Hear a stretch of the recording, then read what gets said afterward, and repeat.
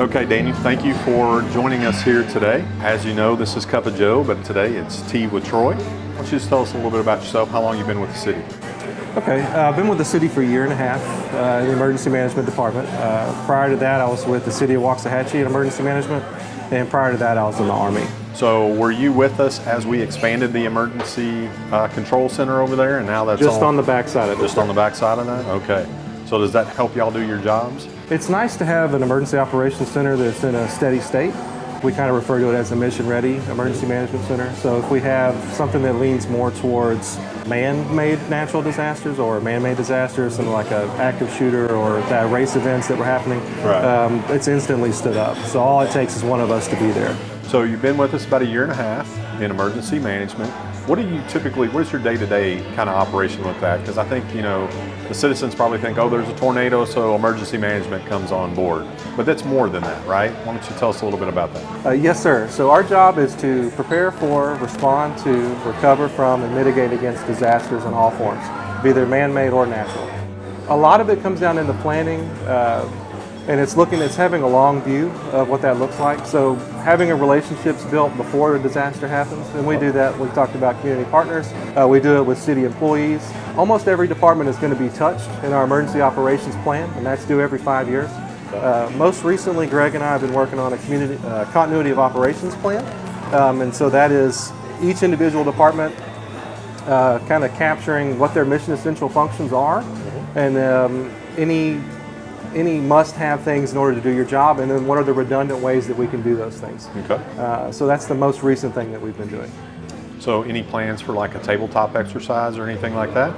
Yes, always. We just assisted Waxahachie with an active shooter drill, trying to learn the good things and mistakes made with that to have a drill for ourselves. We had one planned, but unfortunately some things led to where the participants couldn't come. Okay. Another community partner is Mansfield Independent School District. And so we work with our counterparts there to try to develop things moving forward soon. So you worked in the City of Waxahachie for a while. How long were you there, and what brought you to Mansfield? Yeah, I was in City of Waxahachie for 2 years. So I live in Mansfield. And so it's important to me, ideally, serve as close to home as I can because this is my community. And the partners, community partners, we have great relationships, as you know, with the churches within the city, Mansfield Methodist, Walnut Ridge, but we also have Mansfield Mission that we work very closely with. And so being able to know them on a personal level and being neighbors with them is very important to me. And it's an honor to be able to serve in that capacity. That's awesome. How long you lived in Mansfield? I lived in Mansfield since 2017. What brought you to Mansfield? We were looking in the general vicinity of Arlington because my wife had gotten on with Sutton Frost Cary, which is an accounting firm there. And so it's like, okay, well, what has the best schools? And not a crazy population. And at the time, Mansfield hadn't quite grown so much. We saw Mansfield, it's like great schools, seems like there's enough to do that would keep us busy, and so that was the biggest drive. And so we bought a house sight unseen while we were in DC.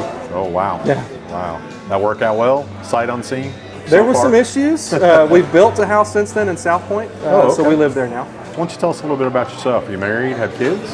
Married 17 years. I have 2 kids, 16 and 12.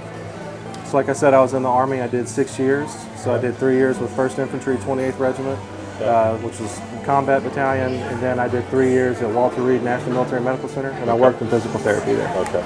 Did you have to go overseas? I did. Okay. Yeah, so I have a combat deployment. Yes, sir. Well, thank you for your service. Thank you. I know Joe's a veteran, and he would certainly appreciate that. So 16 and 14? 16 and 12. 16 and 12, Yes, okay. sir. Both boys, girls? My oldest is a daughter. So Daughter? 16. Okay. Yeah. So I'm a girl dad as well. How does Okay. that go? Boys started coming over to the No. house yet? No. Not yet? Praise God, no. Ideally, I've treated her mother well enough that she knows what to look for. Good, okay. Sounds like you're a great dad. I try to And the be. 12-year-old, I guess that's a boy? Yeah, he's a little rascal. Little rascal? Yeah. Does he have any hobbies, sports, or anything? He's more into video games. Okay. Yeah, I try to meet him halfway. Okay, great. Well, Joe, I always ask you to prepare for one question, right? And that's, what is true north to you? Okay, so true north to me is service to others. God calls us to look outside of self. I've taken that to heart as I've grown in my faith, putting others first in all things. So it starts with my family, and then it starts with the citizens, and then through that, I get peace from that. God, family, love that. Thank you so much for your time today. We appreciate everything that you are due for the city, and hope to see you around Yes, City sir. Hall. Yes, sir.